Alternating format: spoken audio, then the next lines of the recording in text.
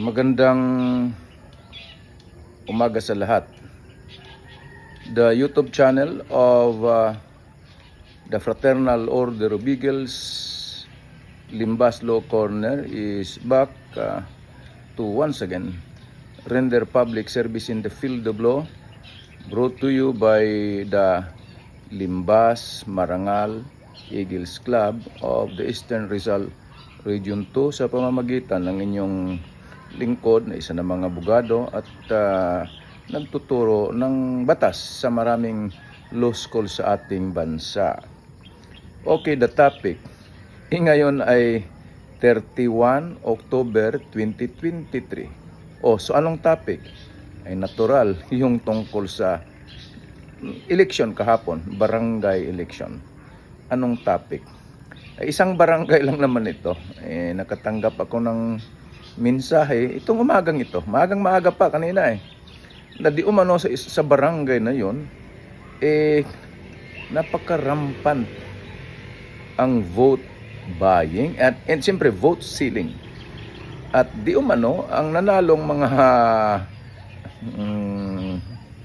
gustong magserbisyo daw ay yung mga namili ng boto.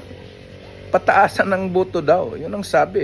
Well, sinasabi ko lang daw kasi report lang naman sa akin. We're not sure naman unless they are really willing to execute an affidavit, right? To be used, to be utilized, to charge the offenders for criminal complaint for violation of the Omnibus Election Code. Yun ang problema.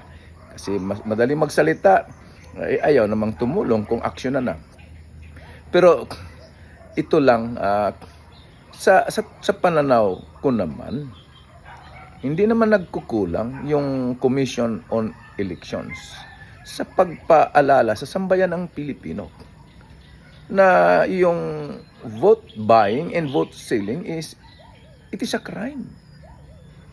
Pero kung sakaling totoo itong paratang sa barangay na ito, na rampant ang vote buying and vote stealing, syempre, at nanalo nga yung mga bumibili ng boto, well, hayaan na natin. Yun ang kagustuhan ng mga residente ng barangay na ito. Yun ang gusto nila, na ang maglilid sa kanila, those who commits violation of the Omnibus Election Code. At sila din mismo, dahil ibininta nila ang boto nila, sila din ay gumawa rin ng violation ng Omnibus Election Code. So anong maaasahan natin sa komunidad na yon, na ang mga nanalo ay bumili ng boto at ipinanalo din ng mga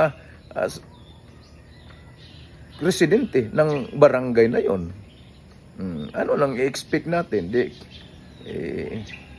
Wala. I-expect natin walang maayos na serbisyo.